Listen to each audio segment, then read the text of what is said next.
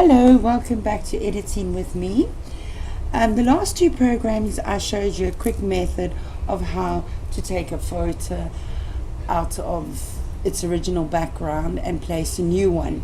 I used a photo from the internet. So today I decided to go back over those steps with you, but using one of my own photos so you can see what my idea is. This is thanks to Nadia. She does a lot of indoor practice shoots for me. This was my indoor shoot, and this is the backgrounds I use at the back. And as you can see, it's caught a bit of shadows here, and her face is very dark. So, and the background is very untidy. So, of course, with my editing via layers, I did the editing, and that is my end result. Very plain and simple editing methods. I'll click down here. You can see I duplicated my new layer. If I go off it, let's do this. That was my original photo. Using the quick selection tool, I then cut her out, and that's what she was on. I added a new layer. I will show you how I got that color. Her face was dark. I added a new layer and brightened it up, and we will go over those steps. So let's go to here. As you can see, I've got it ready, the exact same photo. I use a pen tablet, but for those who don't have a pen tablet, using these tools here is quite easy on Photoshop, so don't stress too much. So the first thing we're going to do is duplicate the layer. So we go up to layer, duplicate. The reason why I always duplicate, in case you make a mess up, you've always got the original here. I just untick the eye so you don't see it. I'll work on that. Again, let's go to the quick selection tool. I explained about all these buttons. So we're going to select Nadia to take her out here. I don't use a very big brush. Maybe about 63, going slowly round. A lot of people I know do this faster, so you can, if you are confident with how you do everything, then it's fine. If you go slow, I'm actually very lucky, and I normally get all these cutouts. Now, as you can see, this is not cut out, so I'm going to quickly enlarge the picture so I can get here, go back to my quick selection, but this time, because I want to take it out, we have to use the minus button. So we're going to bring the brush down a little bit smaller to get into those details, and we're going to minus the Y. And as you can see, Photoshop is very good. It actually picked up the outline of this edge and made it easy for me. Here's a little bit of white, so I will click there. As you can see, a little bit of fingers brought in, so you just go back to the add button and just put it there. Now, once you're happy with all your backgrounds around here and you think you've got everything, we can just make it smaller for you. Going back to the refine edge, the quick selection. Okay, then I go to the refine edge, and this is where we can make the final clear up. As you can see there already. To go over here, you can put it on marching ants, overlay, what it will look like on a black background, what it will look on a clean background, always black and white, on the layer, reveal layer. I like to work on overlay, but again, it depends on you. Okay, so as you can see, we've actually got a pretty good clear picture here. I'm going to just tidy up here, which we're going to use the pen tool, and we're just going to rub around the edge. And you can see it's taken the white out. I'm going to come down here at the bottom, and I'm going to do this here because there's a little bit of white showing, and as you can see the red is there. Okay, so I'm quite happy with that, very lucky for it's also, I must be honest, I also get them to do poses that I know I can edit with, but sometimes it's not always that easy. I put my smart radius on edge detection just a little bit, maybe 1.9. I smooth it to about that much, feather a little, so you make, see, you can take it up there and you can feather the whole thing out. But we're just going to bring it down, and we're going to put about 0.9. Contrast, I put as 1. I don't worry about shifting edge because I'm quite happy with my edge. Remember, decontaminate colors, and I usually put it about 50%, so it's anything that we have missed out, Photoshop can try and clean it up. Always do a new layer with a layer mask, click OK, and there she is.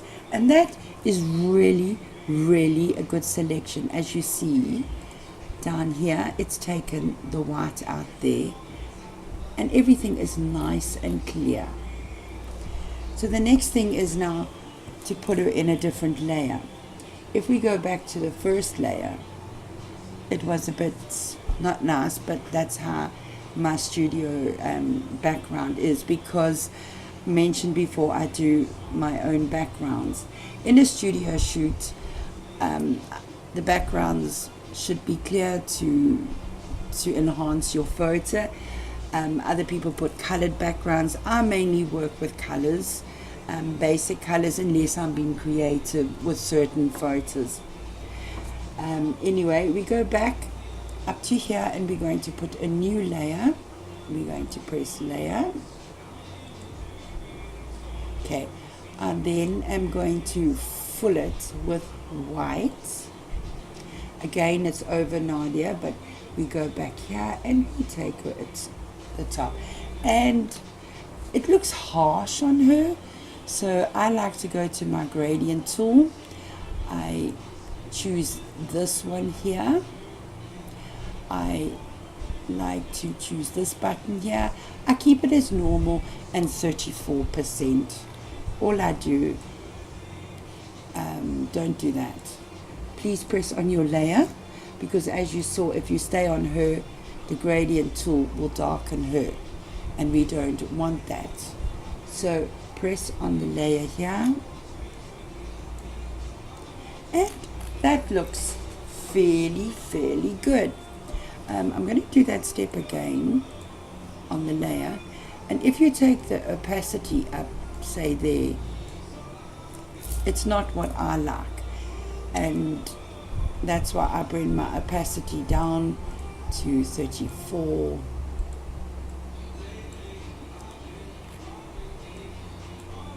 And it gives a very professional look. She's nice and clean. It looks good. So now the only thing is, her face is dark. This part to me I'm happy with. Press up to your layer, and we're going to add a new layer. It's going to go over Nadia. Make sure your color is on white. Press your paintbrush. Keep it as normal and as 100. I'm going to enlarge her face a bit so you can see. Right, now I'm going to take my brush and just round her face.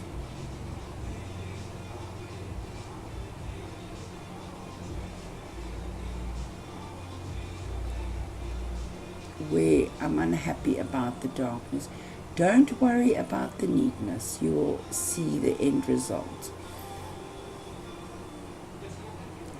Right, now she's white. She's got a white face and she's blacked out.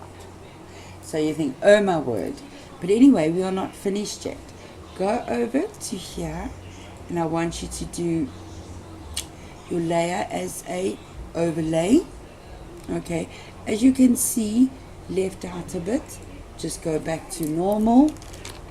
and you can just add on around the corners where you've left out, and we do overlay. All right, let's take it out for you. Okay, but now she looks a bit too bright, so that's when you play with the opacity and you bring it down till you're happy. And I normally bring it about, let's go down a bit more, 60, 50. You can actually see her face. Excuse me. Then you put control on your computer and just add all of these here, and you go group from layers, and it makes a group. So original photo, edited photo. Now if you're still not happy with that face, you can go back to the layer and you can bring it down a bit more, and I would say 39 is good, and that looks so much better. And there, 3 easy steps, quick, and you have a professional photo. From here you can go flatten image, you disregard hidden layers, and there's your photo. And then you go and save it as a JPEG. You can run the action to put it in Facebook size or print size, and that is quick and simple editing, brightening up a dark photo, all in one easy 3 steps with your layers. I hope you've understood that, and I hope you've enjoyed it, and thank you for watching. I'll be doing some more editing and on backgrounds as well. Again, anything you don't understand, please let me know. Excuse my ums and ahs, because I'm so busy concentrating working that I forget, or I and ah. But I like to show you as I work, so when I make a mistake, how I clean it. If I've also gone a bit too fast, please don't hesitate to tell me, go a bit slower with my steps. You help me, I help you. So thank you for watching Editing with me, Shireen from Timeless Sentiments. Have a good day, evening, afternoon, wherever you are in the world. And once again, thank you. Bye.